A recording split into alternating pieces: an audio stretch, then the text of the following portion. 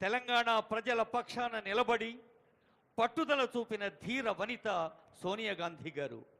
చిరకాల కోరికను మాతృ హృదయంతోనే చూసి రాజకీయాల కోణానికి అతీతంగా పరిష్కరించిన మాతృమూర్తి సోనియమ్మ 10 ఏళ్లు పూర్తి చేసుకొని నేటితో 11వ ఏటిలోకి అడుగుపెడుతున్న ఈ శుభ సందర్భంలో తెలంగాణ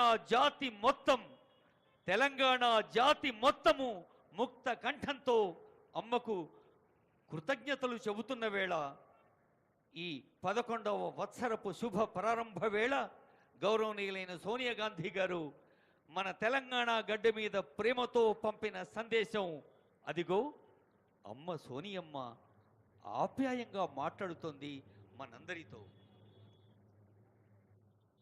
तेलंगाना के मेरे भाइयों और बहनों को नमस्कारम। आज तेलंगाना स्थापना दिवस के इस महत्वपूर्ण अवसर पर मैं अपने संदेश की शुरुआत माँ तेलंगाना के उन अनगिनत शहीदों को श्रद्धांजलि अर्पित करते हुए करना चाहती हूँ जो इस महान राज्य के निर्माण के लिए शहीद हुए।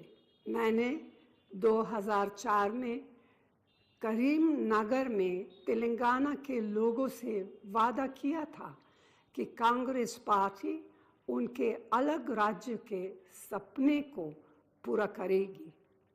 इस बयान के बाद मेरी अपनी पार्टी के अंदर भी असहमति हुई थी।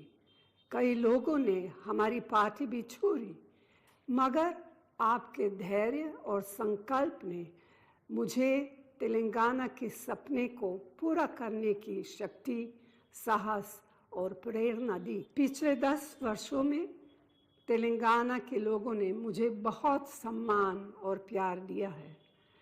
आपने हमारी पार्टी को एक समृद्ध और विकसित तेलंगाना के निर्माण की जो जिम्मेदारी सौंपी है, मैं उन सभी सपनों को पूरा करना अपना कर्तव्य समझती हूँ। आज इस शुभ दिन पर मैं आप सभी को विश्वास दिलाती हूँ कि तेलंगाना में रेवंत रेड्डी के नेतृत्व की कांग्रेस सरकार अपनी गारंटी को पूरा करने में कोई कसर नहीं छोड़ेगी। मैं आप सभी को 10वें तेलंगाना स्थापना दिवस के अवसर पर उसकी प्रगति और उज्जवल भविष्य के लिए अपनी शुभकामनाएं देती हूँ। जय हिंद, जय तेलंगाना। हम शुक्रगुजार हैं तल्ली सोनिया जी की उनकी बधाई संदेश पर। Now we have address by our honourable chief minister sir Revanth Reddy sir.